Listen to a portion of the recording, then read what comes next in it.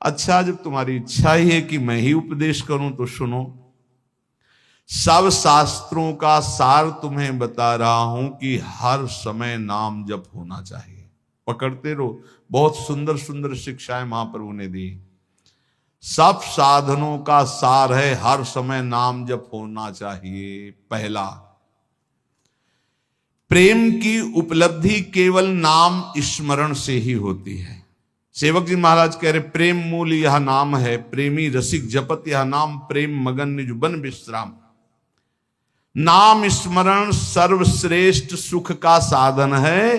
नाम स्मरण प्रेम उपलब्धि करता है। बस समझना यह है कि नाम स्मरण कैसे बन के किया जाए। प्रेम प्राप्ति के लिए सबसे पहले साधु संग करना अत्यंत आवश्यक है। साधन है नाम स्मरण।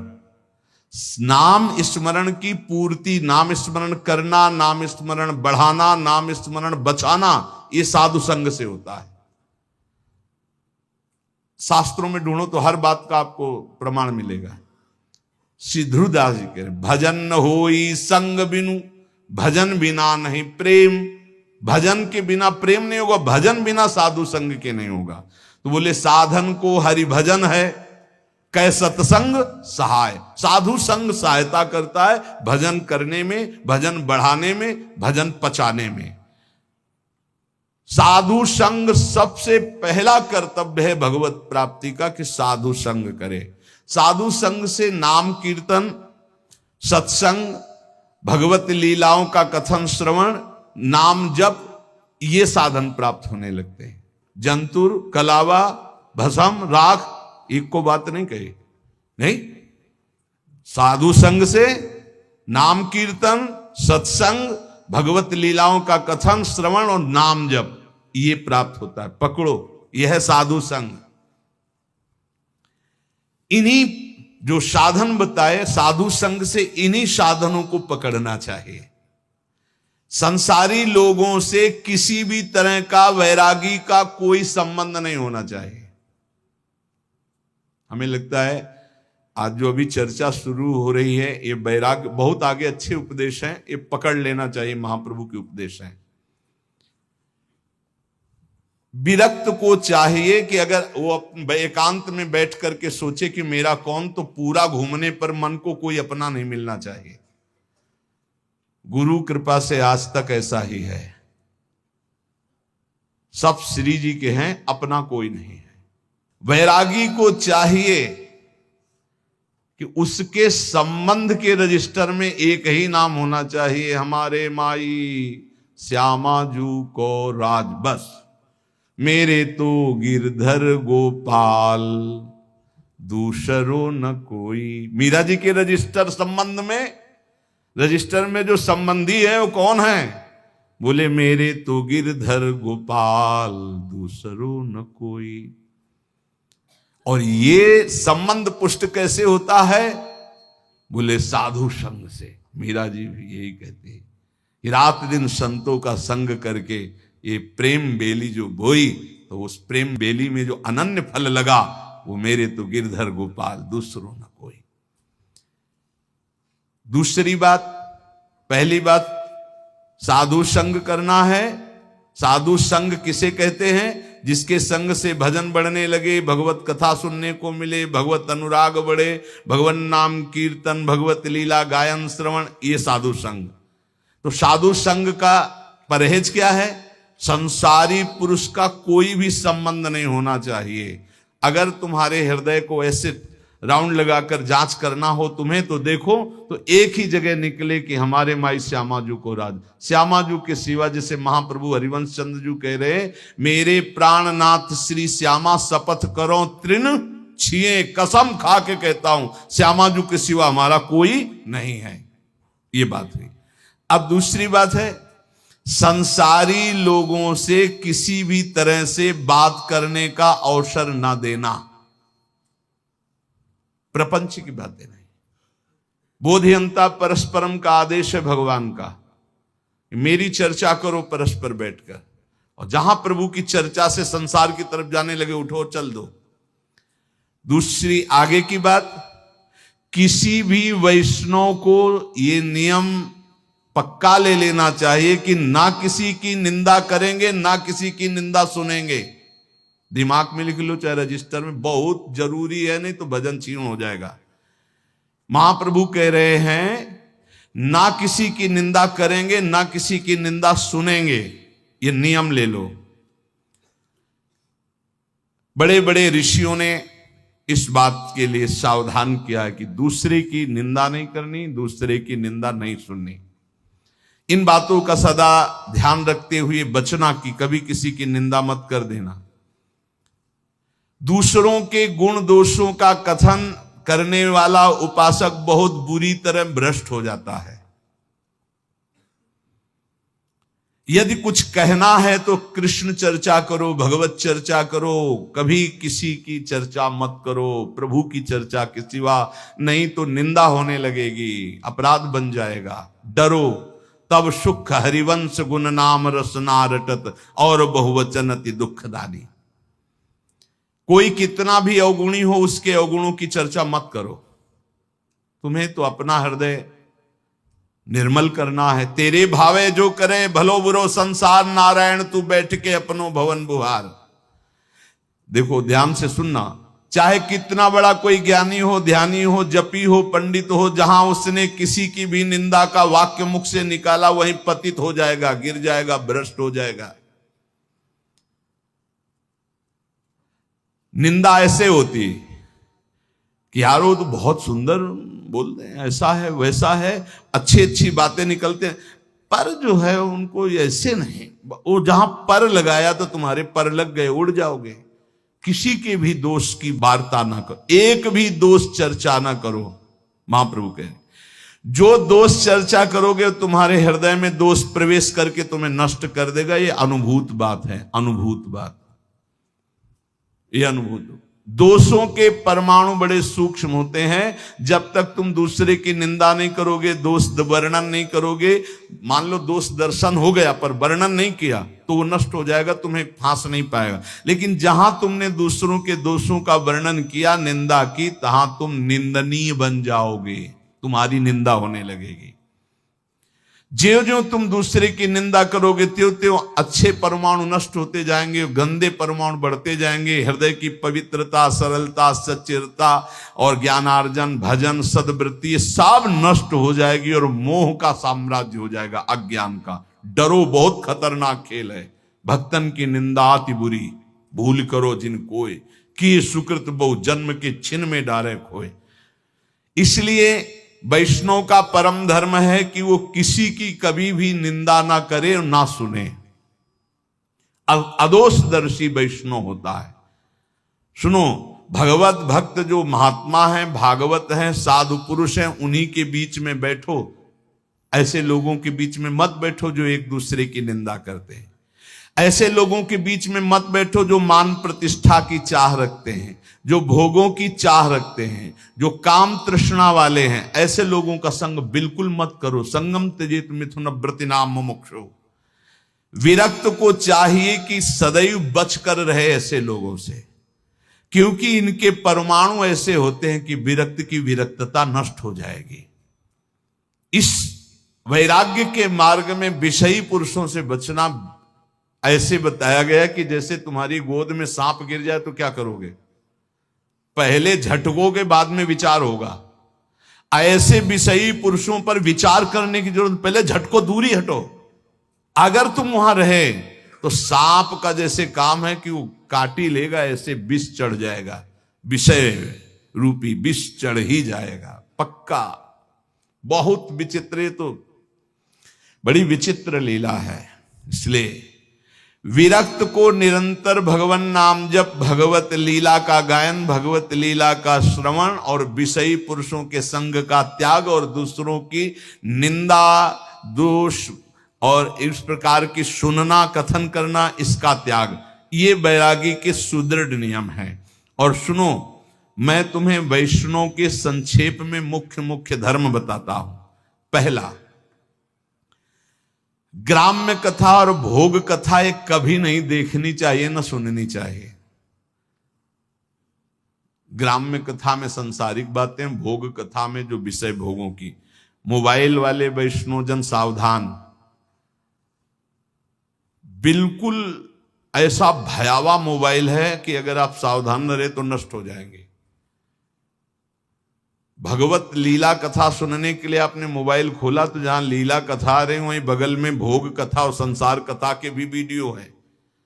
आपने इसे टच किया तो लीला शुरू हो जाएगी और तुम्हारी लीला बिगड़ जाएगी। बहुत संभल कर, बहुत संभल कर। छोटे छोटे बच्चों की वो बुरी दशा हो रही इस मोबाइल के कारण, पर बहुत लाभ भी मोबाइल से है, तो इसलिए लाभ लो, अवगुण का त्याग करो।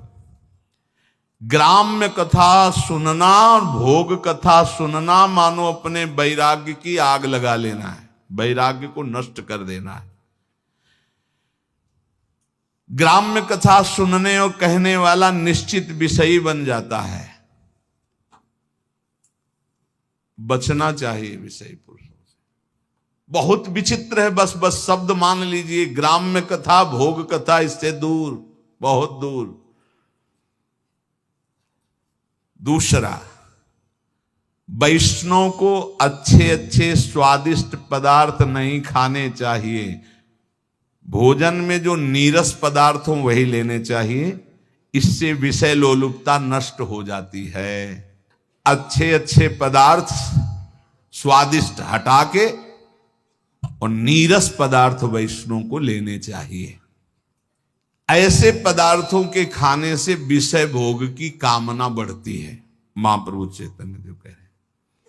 तीसरा, अच्छे चमकीले कीमती स्वच्छ वस्त्र वैरागी को नहीं पहनने चाहिए।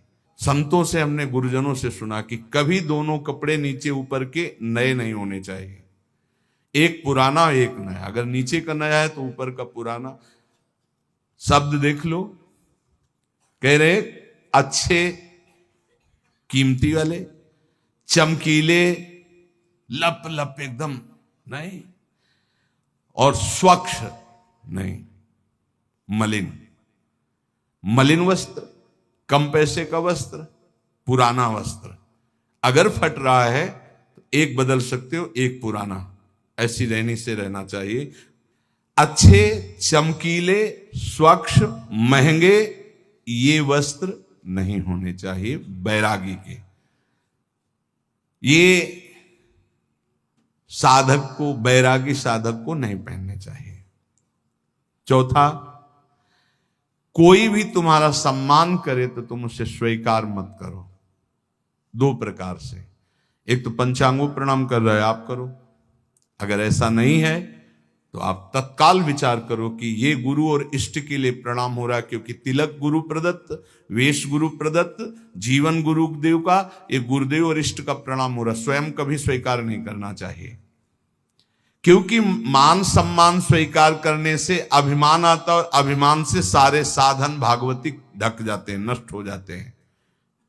जहां अभिमान आया तो फिर विकार परेशान कर देते हैं। जैसे नारद जी को थोड़ा आ गया कि मैं काम विजयी हूं, तो फिर आगे की चरित्र सुना ही है।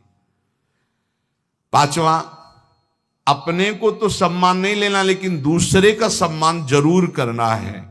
दूसरे को इतना सम्मान दो मानो भगवान हमारे पधारे हैं, ऐसा भाव। यहां तक वर्णन कि यदि आप श्री जी की सेवा कर रहे हो, कोई वैष्णव आ गए तो श्री जी को ऐसे पधरा दो, जैसी स्थिति में हाथ जोड़कर खड़े हो, पहले वैष्णव का सम्मान करो, फिर श्री जी की सेवा करो। जैसे अपने आत्मस्वरूप प्रभु का सम्मान, ऐसे आए हुए घर में संत का, वैष्णव का सम्मान करे। उनके सामने अपने को अत्यंत दैन्य तुच्छाति तुच्छ समझे, इससे श्री कृष्ण बहुत प्रसन्न होते हैं। छठवां, खाते समय, स्नान करते समय और क्रियाओं के समय नाम छूट जाता है। कुछ ऐसे समय हैं जिनमें भजन में विघ्न पड़ता है, तो उन अवस्थाओं में सावधान रह करके नाम को पकड़े कि छूट ना जाए। जैसे भोजन पा रहे हैं, स्नान कर रहे हैं, कोई क्रिया कर रहे हैं, किसी व्यक्ति से मिल रहे हैं, इनमें भजन छूटता है। सावधान होकर वैष्णव को भजन पकड़ना चाहिए कि खाते पीते, चलते फिरते, मिलते, व्यवहार करते भी नाम जप ना छूटे। नाम जप से बहुत जल्दी श्री कृष्ण प्रेम प्राप्त होता है। 7वां, हर वैष्णव को प्रगट में ठाकुर जी विराजमान करने चाहिए। नाम, राधा नाम विराजमान, छोटा सा राधा नाम, जरा सा इत्र, स्नान कराया, इत्र लगा दिया, भोग लगा दिया, पर सेवा जरूर होनी चाहिए। बिना सेवा के कोई वैष्णव नहीं होना चाहिए। प्राय ऐसा होता है, कोई शालीग्राम जी रखते हैं, कोई गोपाल जी रखते हैं, कोई, पर ठाकुर सेवा प्रत्येक वैष्णव के पास होनी चाहिए। जो परम पवित्र मन वाले हो चुके हैं वो मानसिक सेवा भी कर सकते हैं, प्रगट सेवा और मानसिक सेवा आराध्य देव की। उपासक को चाहिए कि बनावटीपना बिल्कुल तुम्हारी साधना में नहीं होना चाहिए। बनावटीपने का मतलब होता है कि जैसे ऐसे बैठे हैं, सहज में ऐसे बैठे हो, 4 लोग दर्शन करने आते, कोई बनावटी नहीं होना चाहिए। वो फटाफट माला लिया, ऐसे गप्पा मार रहे थे, फटाफट माला लिया, कोई भी दम नहीं, कोई भी पाखंड नहीं, कोई भी नाटकबाजी जीवन में ना आवे, नहीं तो बहुत बुरी तरह साधक चौपट होता है। जब तुम नाटक करोगे ना तो माया को आदेश कर देंगे भगवान, कर नाटक इसके साथ, वृंदावन छूट जाएगा, भजन छूट जाएगा। हाँ, इसलिए किसी भी वैष्णव को किसी भी तरह का कोई नाटक नहीं करना चाहिए। नाटक बिल्कुल ठीक नहीं है। जो वैष्णव है वो केवल प्रभु प्राप्ति का लक्ष्य रखता है। महाप्रभु रघुनाथ दास जी को लक्ष्य करके साधन साध्य का उपदेश कर रहे हैं। 8 बजे रात्रि तक खूब नाम कीर्तन होता रहा। फिर जो गौड़ीय भक्त आए हुए थे महाप्रभु, उनसे मिले। इतने में शिवानंद जी जो मार्ग में पूछवाया था मजूमदार जी ने, तो वो जब वहां आए तो रघुनाथ दास जी को देखा, तो रघुनाथ दास जी भाग करके महाप्रभु के पास आए थे। सेन महाशय से कहा कि वो तो यहां आए हुए हैं, तो बोले हमें तो रास्ते में पूछवाया था उनके पिता, तो एक बार अगर आदेश हो तो मैं वहां सूचना दे दूं, क्योंकि वो सब बहुत व्याकुल है। जाकर सिंह पौर के द्वार में देखा तो सबसे पीछे फटी गुदड़ी, शुष्क शरीर हो रहा है, और श्री कृष्ण नाम लेते हुए सुप्रवाह करते हुए वो आहर्निश श्री कृष्ण कीर्तन। उन्होंने विचार किया कि इनसे क्या पूछना कि तुम्हारा सकुशल हो, इनका तो परम सकुशल है। सकुशल तभी माना जाता है जब भगवान का चिंतन होता है। जैसे आजकल लोग पूछते हैं कुशल मंगल, बोले हाँ सब कुशल मंगल, तो कुशल जानते किसे कहते हैं? तब लगी कुशल न जीव कहूं, सपने हूं मन विश्राम, जब लगी भजत न राम कहूं, शोक धाम तज काम। कुशल तभी माना जाएगा जब आपके मुख में नाम जब चल रहा है, नहीं तो कुशल मंगल नहीं। और मंगल, मंगल भवन मंगल हारी, उमा सहित जेहि जपत पुरारी। मंगल भवन भगवान का जो स्वयं उमा सहित भगवान शिव नाम जप करते हैं। यदि नाम जप नहीं हो रहा तो कुशल मंगल नहीं तुम्हारी। और बोले कुशल मंगल, बोले सब कुशल मंगल, पर पंच करते हुए कुशल मंगल, नाम जप करते हुए। सेवक ने तत्काल पत्र लिखा, शिवासेन ने पत्र भिजवाया जगन्नाथपुरी से कि आपका पुत्र निश्चिंत रहिए, महाप्रभु की कृपा से यहां विराजमान है, पर जो स्थिति है वो तुम सह नहीं पाओगे। रघुनाथ दास सिंह पौर द्वार पर खड़े होकर भिक्षान जो मिलता है उसी को पाते हैं, और किसी से कोई और सुख सुविधा नहीं लेते। जब उनके माता पिता के पास पत्र पहुंचा तो हाय हाय मच गया कि अरबों खरबों की संपत्ति और बेटा भीख मांग रहा है सिंह पौर द्वार पे। माता तो मूर्छित हो गई सुन करके कि कैसे मेरा रघु जीता होगा। पिता ने अपने पुत्र के लिए तत्काल 4 रसोई, नौकर, सब 400 स्वर्ण मुद्राएं साथ में, जाओ रोज रसोई बनेगी, अच्छे से अच्छे पदार्थ मेरे रघु को। अगर वो बैरागी बन के रहना चाहता है तो ऐसे रहे। हर माता पिता की ऐसी व्यवस्था। रसोईया जगन्नाथपुरी आया, 400 स्वर्ण मुद्राएं और कई रसोइये, कई नौकर। अब सुविधाजनक सुंदर भोजन बनाकर, और सेवक ने कहा कि 400 स्वर्ण मुद्राएं भी लाए हुए रघुनाथ दास जी से कहा आप सुखपूर्वक रहिए। रघुनाथ दास जी ने कहा एक भी मुद्रा नहीं। रघुनाथ दास जी ने सोचा जब रसोईया आया है तो ये सुंदर भोग बनाकर महाप्रभु की सेवा हो जाए। महाप्रभु से प्रार्थना की। महाप्रभु ने उनके पिता परम वैष्णव हैं ये जानते हुए थोड़ा प्रसाद स्वीकार किया। पर रघुनाथ दास जी प्रसाद वहीं पाते, सिंहपौर वाला जो मिलता, अपने पिता के द्वारा भेजी हुई सुविधा को नहीं। महाप्रभु की सेवा 8 दिन तक ये रसोईया बलाता। रघुनाथ दास जी ने फिर विचार किया कि महाप्रभु को ये सुख सुविधाएं पसंद नहीं। खुद उपदेश किया था, जब मैंने सब कुछ त्याग दिया है तो फिर मेरा कुछ है ही नहीं, तो मैं क्यों महाप्रभु की सेवा के लिए अपने पिता की संपत्ति का प्रयोग करूं। महाप्रभु तो हमारी प्रसन्नता के लिए स्वीकार करते हैं। 8वें दिन ही कहा रसोईया से अपने सभी उठाओ और वापस हो जाओ। अब वो तो बेचारे सेवक सब वापस कर दिया। आप विचार करो कैसा वैराग्यमय जीवन है। प्रभु ने कहा स्वरूप ठीक किया रघुनाथ ने। ध्यान रखना, ये विषयी लोगों का अन्न खाने से रजोगुण की वृद्धि होती है। उनके धन में ममता के परमाणु रहते हैं। महाप्रभु चैतन्य देव कह रहे हैं घर वालों के धन में ममता के परमाणु रहते हैं। संसारी लोग कामना शून्य होकर तो अपने जामाता को भी नहीं खिलाते, औरों की तो बात क्या। मलिन बुद्धि वालों का अन्न खाने से कभी कृष्ण नाम जप नहीं होता, कृष्ण नाम कीर्तन नहीं होता और श्री कृष्ण प्रसन्न नहीं होते। जहां तक हो सके इन विषयी पुरुषों के अन्न से बचना चाहिए। रघु ने ठीक किया। आज तक में जो जाता था केवल प्रेम संकोच के कारण जाता था। बड़ा अच्छा किया, बहुत सुंदर किया। रघुनाथ का त्याग और वैराग्य प्रशंसनीय है, महाप्रभु ने कहा। रघुनाथ दास जी ने अब वहां भी मांगने के खड़े होना बंद कर दिया, क्योंकि लोग परिचित हो गए थे कि इतने बड़े धनी मानी के तो स्वादिष्ट स्वादिष्ट पदार्थ खरीद कर रघुनाथ दास जी को देने लगे थे। भिक्षा लेना बंद कर दिया। एक क्षेत्र में जाते जहां अन्न बंटता था, दाल और महाप्रसाद ही बंटता था केवल, तो सायंकाल जाते जो बचा खुचा होता वहां से ले आते थे। महाप्रभु ने कहा रघुनाथ दास अब सिंह पौर पर नहीं खड़ा होता, क्योंकि दर्शन करके आते तो दिखाई नहीं देता, तो कहां से प्रसाद पाता है।